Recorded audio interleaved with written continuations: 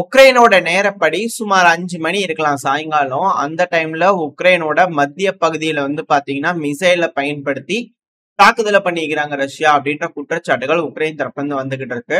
அதாவது தாக்குதல் அப்படிங்கிறது எந்த ஒரு குறைவு இல்லாம வந்துகிட்டே இருக்கு. அது மட்டும் இல்லாம திராஸ்க் பகுதிகளில் ரஷ்ய தரப்பு வந்து பிடிச்சிட்டாங்க அப்படிங்கிற வீடியோ பதிவுகள்லாம் வந்துகிட்டு இருக்கு. ஸோ பல பகுதிகளையும் ரஷ்ய தரப்பு வந்து முன்னேறிக்கிட்டு இருக்கிறாங்க. ஸோ இப்படி இருக்கும் சூழ்நிலை தான் பேச்சுவார்த்தை துருக்கியில வச்சு ஆரம்பிச்சிருக்கு. ஆரம்பிக்குமா இல்ல கேன்சல் ஆகுமா, டிலே ஆகுது அப்படின்றத போல சொல்லிட்டு இருந்தாங்க. இப்ப பேச்சுவார்த்தைகள் ஆரம்பிச்சு சுமூகமா போயிட்டு இருக்கு. ரஷ்ய தரப்புல இருந்து வந்து பாத்தீங்கன்னா டெபுட்டி மினிஸ்டர் லெவல்ல பார்ட்டிசிபேட் பண்ணிக்கிறாங்க. இதே உக்ரைன்ல வந்து பாத்தீங்கன்னா மினிஸ்டீரியல் லெவல்ல வந்து பாத்தீங்கன்னா பார்ட்டிசிபேட் பண்ணிக்கிறாங்க. அதாவது பேச்சுவார்த்தை அப்படின்னாலே நம்ம வரோம் அப்படின்னா நம்மளுக்கு இணையான ஒரு நபர் அந்த நாட்டுல இருந்து வந்தாதானே அந்த பேச்சுவார்த்தை நல்லா இருக்கும். அதுவும் போர் சூழல் இது போல ஒரு இக்கட்டான சூழ்நிலையில இருக்கும்போது நம்ம பதவிக்கு இணையான ஒரு பதவியில இருக்கிறவங்க வந்து பேசணும் அப்படின்னு நினைப்பாங்க. பட் ஆனா ரஷ்யா வந்து பாத்தீங்கன்னா ஒரு படி கீழே இருக்கக்கூடிய நபர்கள் அனுப்பியிருக்கிறாங்களே அப்படின்ற கேள்விகள் வருது. ஸோ இதுக்கு ரஷ்ய தரப்புல இருக்கக்கூடிய அனலிஸ்ட்லாம் என்ன சொல்றாங்கன்னா, அதாவது டெபுட்டி மினிஸ்டர்ஸ் எல்லாம் வந்து பாத்தீங்கன்னா வேலை செய்யறதுல கை தேர்ந்தவர்களா இருப்பாங்க. அதாவது மினிஸ்டருங்கிறவங்க வந்து வேணா பப்ளிக் ஃபிகரா இருப்பாங்க, பப்ளிக்ல பேசுவாங்க, மக்களை கவர்றபடி பேசுவாங்க, நல்ல பேச்சுல வந்து பாத்தீங்கன்னா பெரிய ஆளா இருப்பாங்க. ரெண்டாவது வேலைகள் திறன்பட யோசிக்கிறது செய்யறது, அவங்க யோசிக்கிறத பேச்சுவார்த்தை, அதாவது ஒருத்தங்க கிட்ட போய் பேசுறாங்க அப்படின்னா நெகோசியேஷன் ஸ்கில்ஸ்ல அட்வான்டேஜா இருப்பாங்க. ஆனா இதே டெபுட்டி மினிஸ்டர்னு வந்து பாத்தீங்கன்னா செயல்ல கை தேர்ந்தவங்களா இருப்பாங்க, செய்யறதுல அவங்க மிக திறமைசாலிகளா இருப்பாங்க. ஸோ இப்படி இருக்கும்போது ரஷ்யா வந்து பாத்தீங்கன்னா சில பல சாக்ரிஃபைஸ், அதாவது விட்டு கொடுக்கறதுக்கு நாங்க தயாரா இருக்கோம், பார்ப்போம் பேச்சுவார்த்தை எப்படி இருக்கு அப்படிங்கிற வந்து பாத்தீங்கன்னா சொல்லிக்கிறாங்க ரஷ்ய தரப்பு. இதே உக்ரைன் வந்து பாத்தீங்கன்னா 30 நாள் சீஸ்ஃபயர், அந்த சீஸ்ஃபயர் எப்படி கொண்டு வரலாம், அதை எப்படி மானிட்டர் பண்ணலாங்கிறதா பேச போறோம் அப்படிங்கல உக்ரைன் தரப்பு வந்து ஒரு அஜெண்டா வச்சுட்டு வந்து பாத்தீங்கன்னா வந்திருக்காங்க. இதுக்கு ரஷ்யா என்ன மாதிரி கேட்க பாருங்க, நீ கேட்கற மாதிரி 30 நாள் சீஸ்ஃபயர் போறதுக்கு ஒத்துக்கிற, அதுக்கு நீ எனக்கு என்ன தருவ அப்படிங்கிற ஒரு கேள்வி இருக்கு இல்லையா. ஸோ அது போல வேலைகளா இருக்கு. ஸோ டெக்னிக்கலி என்ன நடக்க போகுது ஏது நடக்க போனா இன்னும் கொஞ்சம் நேரத்துல வந்துச்சுன்னா அடுத்த பயில பார்க்க ஆரம்பிக்கலாம். ஸோ பேச்சுவார்த்தைகள் ஆரம்பிச்சிருக்கு. என்னதான் வந்து தனக்கு இணையான ஒரு நபரை அனுப்பல அப்படிங்கிறது போல உக்ரைனுக்கு ஆத்திரங்கள் இருந்தாலும் இப்போதைக்கு கள நிலவரத்துல வந்து பாத்தீங்கன்னா ரஷ்யாவோட ஒரு படி கீழே தான் இருக்காங்க. ஸோ அப்படி இருக்கும்போது ஒரு படி கீழே இருக்கிறவங்களை அனுப்பினா தானே அது சரியா இருக்கும். உனக்கெல்லாம் போதும் அந்த அளவுக்கு அப்படிங்கிறது போல அனுப்பியிருக்கிறாங்களா அப்படின்ற கேள்விகள் இருக்கு. எதே எப்படியோ டீசெண்டா பேசுறதையும் சொல்லிட்டு அன்டீசெண்டா பேசுறதையும் சொல்லிட்டேன். நீங்க தான் அலசி ஆராய்ந்து எது கரெக்டா இருக்கு அப்படிங்கிற முடிவுகள் எடுத்துக்கணும். ஸோ துருக்கியில பேச்சுவார்த்தைகள் ஆரம்பிச்சிருச்சு. இப்ப இந்த சமயத்துல வந்து பாத்தீங்கன்னா நேட்டோவோட மீட்டிங்க்கு உக்ரைனை கூப்பிடலாமா அப்படின்னு பாத்தீங்கன்னா பேச்சுவார்த்தைகள் போயிருக்கு. அதுக்கு அமெரிக்க தரப்புல இருந்த டொனால்டு ட்ரம்ப் அவர்கள் மறுப்பு தெரிவிச்சுக்கிறார். என்னங்க இல்ல என்ன இப்பதான் பேசிட்டு இருக்காங்களா பண்ணிட்டு கொஞ்சம் அமெரிக்கா இருங்க, அதெல்லாம் கூப்பிடாதீங்க அப்படிங்கிறது போல வந்து பண்ணா ட்ரம்ப் அவர்கள் தரப்பு வந்து மறுப்பு தெரிவிச்சிருக்காங்க. அட் த சேம் டைம் இதே அமெரிக்கா வந்து பாத்தீங்கன்னா இன்னொரு ப்ரொபோசல் வச்சிருக்காங்க. நேட்டோ ரஷ்யா கவுன்சில் முன்னாடி நடந்துட்டு இருந்தது. இந்த பைடன் அவர்களோட அரசாங்கம் வந்து தடுத்து நிறுத்திட்டாங்க பிரச்சனையா ஆரம்பிச்சதுனால. அதனால திருப்பி நம்ம ஏன் நேட்டோ ரஷ்யா மீட்டிங் வந்து பாத்தீங்கன்னா கூப்பிடக்கூடாது அப்படிங்கிறது போல அமெரிக்காவோட அதிபரான டொனால்டு ட்ரம்ப் அவர்கள் தரப்புல இது போல ஒரு ரெக்வஸ்ட் வந்திருக்கதா சொல்லப்பட்டு வருது. ஸோ இதனால என்ன நடக்க போகுது அப்படின்னா, நார்மலா யூரோப் தரப்புல இருந்து ரஷ்ய தரப்புல பேச்சுவார்த்தைகள் இல்லாம இருக்காங்க, அண்ணன் தண்ணி பழகாம இருக்காங்க. ஸோ இவங்களுக்குள்ள பேச வைக்கணும் அப்படின்னா நேட்டோக்குன்னு ஒரு பாதுகாப்பு வேணும், ரஷ்யாவுக்குன்னு ஒரு பாதுகாப்பு வேணும். ஸோ இதுக்கு தான் நேட்டோ ரஷ்யா கவுன்சில் அப்படிங்கிறது போல இருந்துச்சு. இவங்க 2 பேரும் பேசிக்கிறாங்க அப்படின்னா பேச வச்சிட்டோம்னா கொஞ்சம் பேசிக்கிட்டாங்கன்னா அதுக்கப்புறம் பேசி கொஞ்சம் கொஞ்சமா சுமூத்தா முடிவுகள் எடுக்க ஆரம்பிச்சிருவாங்க. 2 பேரும் பாத்துக்காம இருக்கிறாங்க. இப்போ சண்டை குடிச்சிட்டு போயிட்டாங்க 2 பேரு ஃப்ரெண்ட்ஸா இருந்தவங்க. அப்புறம் வந்து திருப்பி பாத்துக்கிறாங்க பேசிக்கிறாங்கன்னா சரி எல்லாம் போது தொலைது விடு அப்படிங்கிற திருப்பி கை கொடுத்து எல்லாம் பேசிக்குவாங்க இல்லையா. ஸோ அது போல திரும்ப ஒண்ணு ட்ரை பண்ணலாமா அப்படிங்கிற அமெரிக்க தரப்பு வந்து ஒரு நல்ல முடிவுகள் எடுத்துக்கிறாங்க. அதாவது ஸ்மூத்தா போகணும், ஆனா நம்மளுக்கு ஃபேவரபிளான டேர்ம்ஸ்ல இருக்கணும் அப்படிங்கல அமெரிக்கா தெளிவா இருக்காங்க. அதுல எந்த ஒரு மாற்றமும் இல்லை. ஏன்னா இது சம்மந்தம் இல்லாத ஒரு விஷயம் தான். இதை நான் இந்த பாயிண்ட்ல கொண்டு வந்து வைக்கிறதுக்கான காரணங்கள் இருக்கு. அதாவது அமெரிக்காவோட அதிபரான டொனால்டு ட்ரம்ப் அவர் இந்த நெகோசியேஷன் பொறுத்த வரைக்கும் இந்தியா பாகிஸ்தான்ல 2 பேரும் சண்டை பிடிச்சுக்கிறதுக்கு பதிலா அமைதியா வர்த்தகத்தை இன்க்ரீஸ் பண்றதுக்கு பாருங்க இரு நாடுகளும், அது சரி வரும் அப்படிங்கிற நம்மளுக்கு அட்வைஸ் பண்ணாராமா. இவர் வந்து பாத்தீங்கன்னா ஈரானுக்கு இப்ப சாங்ஷன் மேல சாங்ஷன் போறாங்க. அதாவது மிசைல் அதிக அளவுல செய்யறாங்க அதனால சாங்ஷன் அப்படிங்கிறது போல. அது மட்டும் இல்லாம ஈரானோட வந்து பாத்தீங்கன்னா அணு ஆயுத ஒப்பந்தம் அப்படிங்கிறதுக்கு இல்லையா, அந்த நியூக்ளியர் என்ரிச்மெண்ட்டுக்கான ஒப்பந்தம் ஸோ அது நியர்பைல இருக்கு அப்படிங்கிற சொல்றாங்க. இவருக்கு தான் இதுல இருந்து வெளியே வந்தாரு, திரும்பி அதுக்கே வராங்க அப்படின்னா எப்படி அப்படின்ற கேள்வி இருக்கு. எது எப்படியோ ஆனா மே 11 ஸ்மூத்தா தான் பேச்சுவார்த்தைகள் இருந்துச்சு. அந்த டைம்ல பேசும்போது இருதரப்புலையும் பேசும்போது இந்த என்ரிச்மெண்ட்ட பத்திலாம் பெருசா எதுவும் பேசிக்கல. மத்தபடி பேசிக்கிட்டு இருந்தோம் அப்படிங்கிற சொல்றாங்க. அதாவது அமெரிக்கா தருமடி வாங்கியிருக்கிறாங்க எமனோதிஸ் கிட்ட. ஸோ எமனோதிஸ் கிட்டயே நம்ம அடி வாங்கிட்டோம். இதை கொண்டு போய் நம்ம ஈரான் கூடல சண்டை பிடிக்க முடியாது. தோல்வி கண்முன் தெரிஞ்சிருச்சு. உள்ள களமிறங்கணும்னா இந்த தடவை செருப்படி கன்ஃபார்ம் அப்படிங்கிறதுனால ஈரான் கிட்ட இருந்து அமெரிக்கா கொஞ்சம் இணக்கமா போக ஆரம்பிக்கிறாங்களா. ஸோ அதனால அமெரிக்காவுக்கு வந்து பாத்தீங்கன்னா ஈரான் தொழில்நுட்ப வளர்ச்சி அடையிறதுல வந்து பார்த்தா சுத்தமா விருப்பம் இல்லை. ஸோ அந்த காரணத்தினால ஈரானோட கொஞ்சம் இணக்கமா போலாமா, வேற ஏதாவது செய்ய முடியுமா, ஏதாவது ஏமாத்த முடியுமா அப்படிங்கிற வியூகத்துல பார்த்துட்டு இருக்கிறாங்களா என்னமோ தெரியல. ஏன்னா ரஷ்யாவும் ஈரானும் இணைஞ்சு செயல்படுறாங்க. இப்ப ரஷ்யாவும் ஈரானும் இன்னும் இணைஞ்சு செயல்பட ஆரம்பிச்சாங்கன்னா அதிநவீனமயமான ஆயுதங்கள் எப்படி நார்த் கொரியாவுக்கு போதோ அதே போல ஈரானுக்கு வரும்.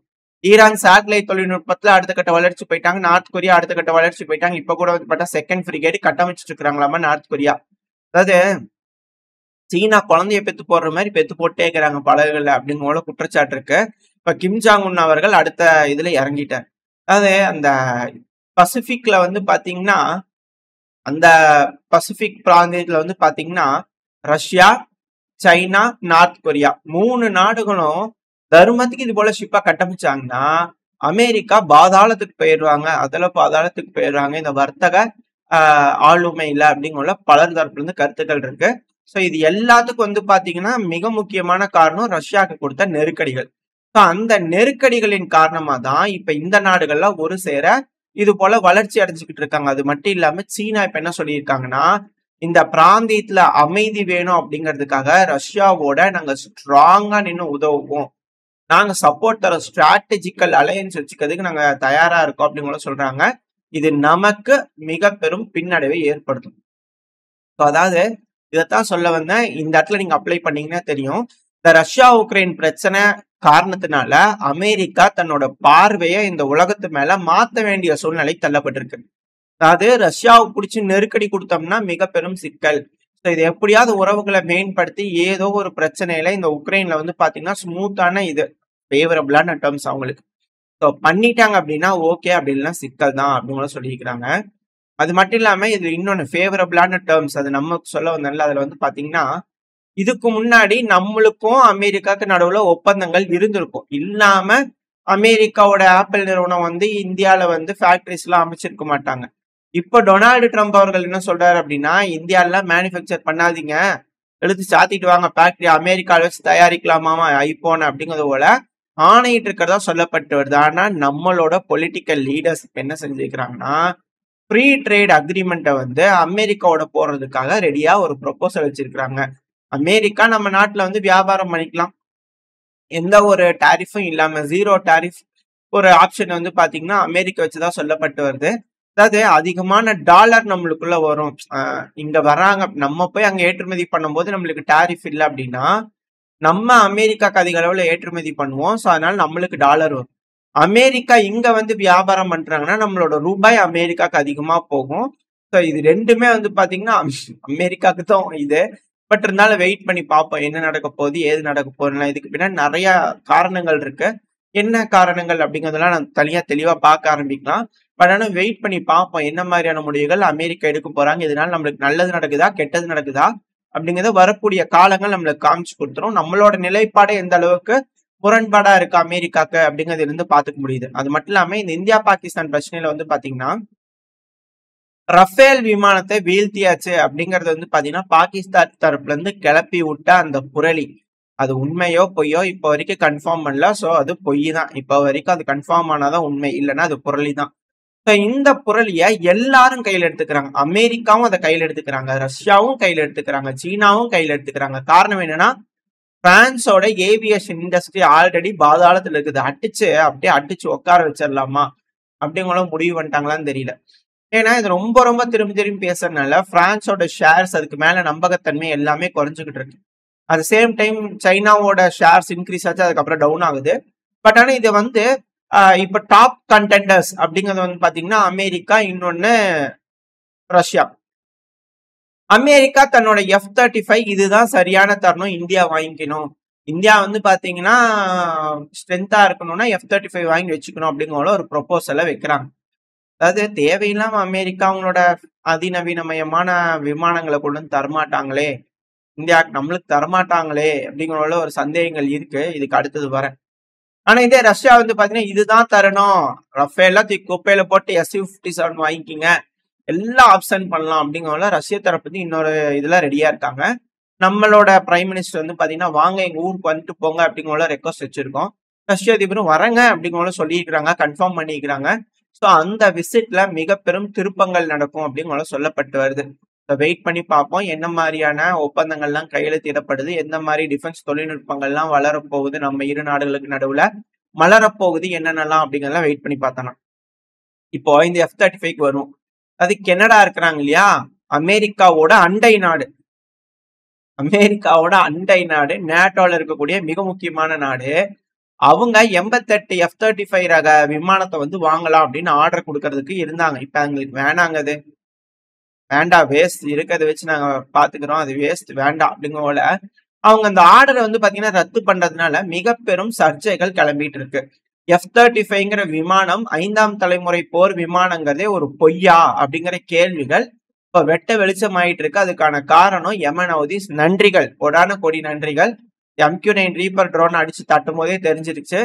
அடுத்தது F-35 வேற டார்கெட் லாக் பண்ணி நியர் மிஸ் தப்பிச்சிருக்கு. F-16 நியர் மிஸ் தப்பிச்சிருக்கு. ஸோ அவங்களோட டெக்னாலஜிஸ் அடுத்த வளர்ச்சி நோக்கி போயிட்டு இருக்கு.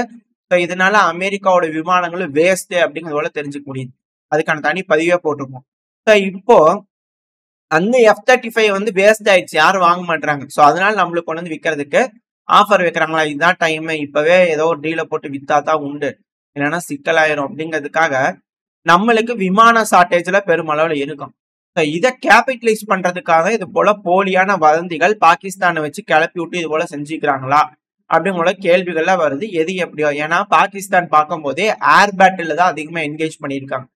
களத்துல தாக்குதல் பண்றதை எல்லாத்தையும் கம்பேர் பண்ணதை விட ஏர் பேட்டில் என்கேஜ் ஆனதுக்கு காரணம் நம்ம மேல பொய்யான குற்றச்சாட்டல் அலிகேஷன்ஸை வச்சு இந்தியாவுக்கு ஒரு அழுத்தங்கள் கொடுத்து ப்ரொபகண்டாவை கொண்டு வந்து எப்படியாவது அமெரிக்காவோட விமானங்களை வாங்க வச்சிடலாமா அப்படிங்கிறது போல ஒரு இதுல மேற்கு தரப்புலதான் அமெரிக்க தரப்பு வந்து ஏதாவது செஞ்சிருப்பாங்களா அப்படிங்கிற யோசனைகளுக்கு யூஎஸ் எய்டு வச்சு விளையாடுறவங்க ஒரு போர் தானே செஞ்சு பார்ப்போம், 2-3 ரஃபேல் அடிங்க, காசு தரேன் அடிங்க, ஏறி போய் பார்க்கலாம் அப்படிங்கிறது போல ஏதாவது காசை கீசை கொடுத்து ஏதாவது பண்ணிட்டாங்களா அப்படின்னு சந்தேகங்கள் இருக்கு.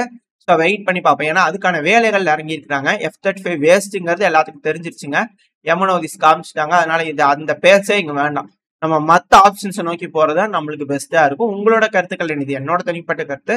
உங்களோட கருத்துக்கள் என்ன? F-35 தான் இப்பவும் டாப் நாட்ச் அப்படிங்கிற சொல்லுவாங்க. அந்த டாப் நாட்சா நீங்க என்ன நினைக்கிறீங்க? F-35 வாங்கிக்கலாம்னு நினைக்கிறீங்களா, இல்ல சோப்பு டப்பான்னு நினைக்கிறீங்களா? உங்களோட கருத்துக்கள் என்ன அப்படிங்கிறத கமெண்ட் செக்ஷன்ல சொல்லுங்க. இப்ப நம்ம மெயினான விஷயத்துக்கு வந்துடலாம். ரஷ்யா உக்ரைனோட பேச்சுவார்த்தை எப்படி நடக்க போகுது, என்ன மாதிரியான முடிவுகள் வரப்போகுது, சீஸ்ஃபயரை பத்தி தான் பிரதானமா பேச போறாங்களா, என்ன இதுங்கெல்லாம் வெயிட் பண்ணி பார்த்துடலாம். ஆனா அதுக்கு முன்னாடியே அழுத்தங்கள் கொடுக்கணும் இல்லையா? ஸோ அதுக்காக யூரோப்பியன் யூனியன் தரப்பு வந்து பெலருஸ்கா இருக்கட்டும், ரஷ்யாக்கா இருக்கட்டும் 50% அக்ரிகல்ச்சரலோட இம்போர்ட்ஸ் எல்லாத்துக்கும் போட்டுடலாம் அப்படிங்கிறது போல டேரிஃப் போட ஆரம்பிச்சுட்டாங்க. அமெரிக்கா டொனால்டு ட்ரம்ப் அவர்களோட டேரிஃப் பிளான் இங்க அப்ளை ஆகுது அப்படின்ற கேள்விகள் வருது. இதனால உள்நாட்டுல இருக்கக்கூடிய விவசாயிகளுக்கு கொஞ்சம் சந்தோஷமா இருக்கும். ஏன்னா உள்நாட்டோட பொருட்களோட விலைகள் கம்மியாகவும் வெளியிலிருந்து இறக்குமதி பண்ணக்கூடிய பொருட்களோட விலை அதிகமாகவும் இருக்கும். மக்கள் ஒரு சைடு பாதிப்படைவாங்க, விவசாயிகளுக்கு கொஞ்சம் நல்லா இருக்கும். ஆனா கூடுதலா ஒரு விஷயம் விவசாயிகள் ரொம்ப நாளா கேட்டுட்டு இருந்தது, போருக்கு முன்னாடி உக்ரைனுக்கு எப்படி நீங்க விவசாயிகளுக்கு வரி விதிச்சிருந்தீங்களோ அதே போல விதிக்கணும் அப்படிங்கிறது போல கேட்டுக்கிட்டு இருக்காங்க. இதுவும் அமலாகுமா அப்படின்ற கேள்விகள் வருது. ஏன்னா உக்ரைன்றது விவசாய பூமி, ரொம்ப செழிப்பு மிக்க ஒரு பூமி, அத நரகமா மாத்திக்கிறாங்க. மிக முக்கியமா அதுக்கான காரணம் ஒரு தலைவரை தேர்ந்தெடுக்கலன்னா உக்ரைன் மாதிரி இருக்கும் அப்படிங்கிற மாற்று கருத்து இல்ல. அப்படிப்பட்ட ஒரு உக்ரைனை வந்து பாத்தீங்கன்னா நரகமா மாத்தினதுக்கான காரணங்கள் என்ன அப்படிங்கிறது பலருக்கு தெரிஞ்ச ஒரு விஷயம். அப்படி இருக்கும் போதும் இன்னும் அங்க விவசாயிகள் அதிக அளவுல விவசாய பொருட்களை ஏற்றுமதி பண்ணிட்டு தான் இருக்கிறாங்க. அப்படி ஏற்றுமதி பண்ணும்போது யூரோப் அதிக அளவுல வாங்குது. அவங்க வாங்கினாதான் உக்ரைனுக்கு வருமானம் வரும், வருமானம் வந்தாதான் போர்ல அவங்க கான்சென்ட்ரேட் பண்ண முடியும், இல்லைன்னா ஒன்றும் பண்ண முடியாது. ஸோ அதனால உள்நாட்டுல வந்து பாத்தீங்கன்னா விவசாயிகள் பாதிப்படைஞ்சிட்டு இருந்தாங்க. ஸோ அவங்களோட கோரிக்கை இது போல இருக்கு. ஸோ இது எல்லாத்தையுமே கருத்துல கொண்டு யூரோப்பியன் யூனியன் என்ன முடிவுகள் எடுக்க போகுது, இந்த பேச்சுவார்த்தையில அழுத்தங்கள் அப்படிங்கிறது 18, 19, 20, 21, 22, 23, 25 கட்ட பொருளாதார தடைகளை ஒரு செகண்ட்ல போடுவாங்களா, இல்ல சரண்டர் ஆகி ரஷ்யா கிட்ட போய் நின்னுக்குவாங்களா, என்ன நடக்கும்ன்றதை வெயிட் பண்ணி பார்த்தலாம். ஓரளவுக்கான தகவல்கள் இந்த பையில பார்த்துருப்போம்னு நினைக்கிறேன். இதோட இந்த பதிவை நான் முடிச்சுக்கலாம். இந்த பதிவு எப்படி இருந்துச்சு, உங்களுக்கு பிடிச்சிருக்கா? பிடிச்சுனா லைக் பண்ணிட்டு உங்க ஃப்ரெண்ட்ஸ் உங்களோட ஷேர் பண்ணிக்கோங்க. அது கூடவே மறக்காம இந்த பதிவு பத்தி உங்களோட கருத்துக்களை கமெண்ட் செக்ஷன்ல சொல்லுங்க. இந்த பதிவு நல்லா இருக்கும்னு நம்பிக்கை. அடுத்த பேர் உங்களை சந்திக்கிறேன். Stay safe. பை.